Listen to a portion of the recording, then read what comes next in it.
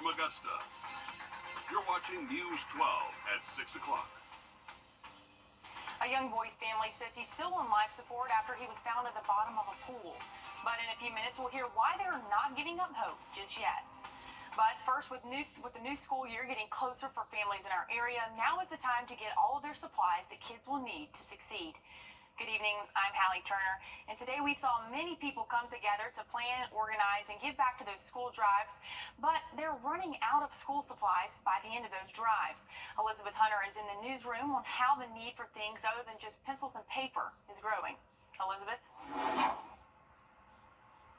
The back-to-school frenzy starts again. This year, price is the main issue parents are facing. With prices up, everyone is looking for the best deals. But those deals are running out, and it's not just on pencils and paper. As you can see here at the Hawk Law Group Drive, hundreds of parents and students gathering to grab pens, pencils, and more. Over at Lily's Hair Salon, parents were trying to get their hands on this year's hot commodity, book bags. But some organizers say they had a hard time getting book bags to every student because they were gone by the first hour of the drive. We had people lined up already at 10:50 and we didn't even start until 12. So by 11:40, the lawn was full with people, so we just went ahead and started. And we started initially with 220 book bags. We ended up giving away all of those, and we packed grocery bags full of supplies, about 50, 60 bags, and we got rid of all of those. Coming up all new tonight on News 12 at 11 o'clock, we're taking a deeper look at why the need for school supplies is rising. I remember starting here 2 years ago, and these drives were having so much left over, and now they're running out. So it's kind of crazy to see how inflation continues to impact our community. Thanks, Elizabeth. And if you're looking for ways to donate supplies, you have a chance tomorrow. The United Way of the CSRA is hosting a drive at SRP Park from 4:05 p.m. to about 7. That's during the Green Jackets game, and organizers say the school supplies will be shared to students in Richmond, Columbia, Burke, and other counties in our area. And we're taking a live look outside our station. And tonight, Washington County deputies took to a Facebook post about a shooting that happened last night in Tunnell. The sheriff's office says the investigators are looking into what led up to a man being shot at a home on Eric Drive. There's no word yet on his condition. And there's still no sign of a missing man in Screven County. The sheriff's office says they've been looking for Kerry Prescott Jr. His family says they last heard from him on June 23rd. Deputies say they followed leads yesterday that with a drone around Kenwood Drive, ponds, train tracks, and a nearby high school with no results. If you have any information, call the sheriff's office or GBI.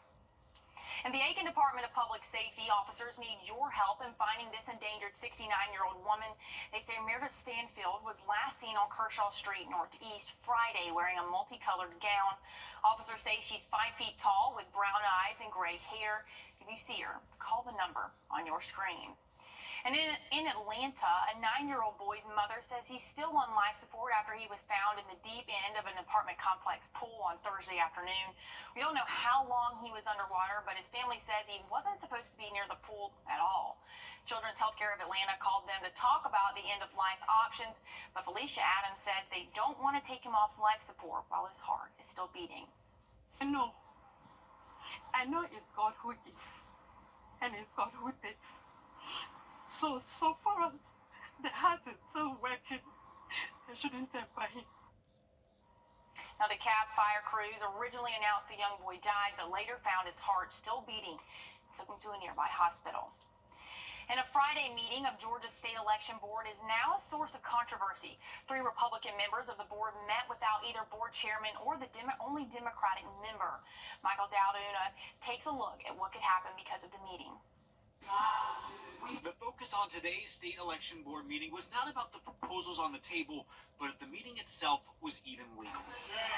It's not illegal because we're simply reconvening. While 2 members do have the authority to call a meeting, the time and place must be established by the chairman of the board. This all goes back to Tuesday during a marathon board meeting where officials moved forward a rule change that would grant election officials greater power to dispute election results. But the meeting was never officially ended. Realize that if we didn't meet today, then everything that had took place on July 9th, on the July 9th meeting, would have died. So Thursday, Janelle King and two of her Republican board members scheduled a meeting for 24 hours later at 4 p.m. on Friday. It seemed certainly to be a deliberate effort to schedule a meeting when they knew I was not available, when they knew the chair was not available. I say that that's a lie because there's no way I would have known that. State agencies are looking into whether or not this meeting was even legal, especially if it ever gave proper notice or had a proper quorum. These violations make today's meeting and the actions taken or motions passed illegitimate. Now, a letter sent to the board shows the state attorney general's office also shared doubts about whether the meeting was legal, given a lack of prior notification. If the meeting is deemed illegal, the proposals passed by the board members on Friday could be challenged. If that happens, there will be 30 days for public comments before motions can be approved. And over in South Carolina, crews are searching for a missing swimmer off Pawleys Island. Georgetown County first responders say they brought it into several agencies to help, including the South Carolina DNR and the U.S. Coast Guard. A Coast Guard spokesperson says they are looking for a boy with blue swim trunks. Witnesses told him that he went underwater and never came back up. And Greenville County deputies say an inmate who escaped custody last month is facing charges for the death of a missing man. A grand jury indicted Billy Fletcher for murder in connection to a 61-year-old's disappearance in Tennessee. Investigators say Victor Birchfield was reported missing the same day Fletcher left work at the Carter County Detention Center. They believe Fletcher met Birchfield unexpectedly and killed him. His bond is set at $1 million. And Alec Murdaugh's attorneys are asking a federal court appeals court to reconsider how long his federal financial crime sentence is.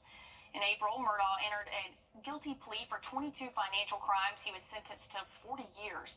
Then he filed an appeal 2 weeks later. The new filing asked the Fourth Circuit Court of Appeals to figure out if that sentence violates his Eighth Amendment right. His attorneys argue it's a de facto life sentence, and he's serving 2 life sentences for the murders of his wife and son. They're asking the court to send it back to the district court for resentencing with a new judge. And first responders in Cherokee County want to remind you to put down your phone behind the wheel. They shared these pictures after a car hit a fire truck early this morning on the interstate. Officials say the driver was moving too fast and looked away at their GPS when this happened.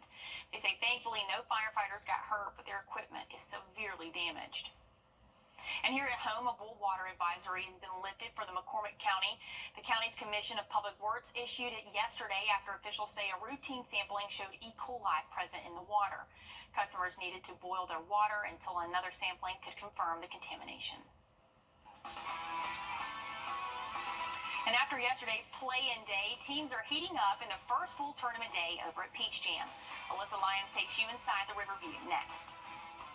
Always a great time when Peach Jam's in town. We are tracking a few showers and storms out there, but not too wet. Look at it coming up next. When you visit or work with Parker's Kitchen, your support makes a difference. You've helped us rank as Best Workplace in America. None of this happens without you. Thank you. Brandsmart US on your sideline.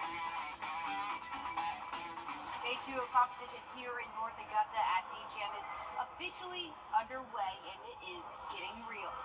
After beating Chris Cole's team, Jet Academy, along with Westside's Dontrell Jackson, had their first full tournament day. They faced Bradley Beal only in Pool B. Jackson was able to give Jet Academy a defensive boost while picking up 4 fouls, 2 free throws in the process. Jackson's ability on defense is part of what stood out to Jet Academy coach Joe Dawkins when he approached Jackson about play. He's a dog. We love Dontrell. He's a unselfish guy, has high energy, and guard 1 through 4. Me first, I feel like that was a bad foul, but definitely reaching today, which that one got me in foul trouble. They were able to pull the game within a basket at the end, but with seconds on the clock and one final chance to tie it up, Bradley Beal was there to finish it off 62-58. They're now 0-1 in their bracket. Jet Academy gets the green light again at 3 p.m. tomorrow. In North Augusta, Alyssa Lyons on your side. Now take a look at this. Peaches galore. We stopped by Cold Creek Nurseries in Aiken for their annual Peach Fest. A woman who works for the market says they had about 70 baskets ready to sell. And every peach came from the Johnston area. She also told us how you can use those peaches at home, whether they're super fresh or about to go bad. Even if they're starting to go bad, you can use them for jams, ice creams, you name it, preserves. So, ripe or not ripe, peaches are great, and we have a bunch, so come visit us. Look, I'm a huge fan of peaches. I think they're great. You know, you heard Emily last week and the week before say that she doesn't like them, but that's okay, more for me. They also had Flanagan's Ice Cream bring out their truck to share some treats, and the SPCA for those who are looking to adopt a puppy or a kitten. So, I mean, honestly, when you think about kittens, peaches, ice cream, I mean, it sounds like Hallie Turner written all over it. All right, it's time to head to the campaign trail. And new research found levels of toxic metals in popular tampon brands. Now, many are concerned about the potential health impacts. Research teams from Columbia and Michigan State Universities found 16 metals in 14 different popular brands, including lead. And one of the co-authors says the next step is to learn about what could happen when the body absorbs those metals. It's one thing to measure the metals in the tampon itself. It's another thing to think about it in its actual use. This is the first study. And based on our results alone, we really can't make any recommendations about tampon use, and we really do need additional research before we can make those recommendations. Now, these researchers also want others to look into potentials in these metals and these products for those who use them all year long. And investigators are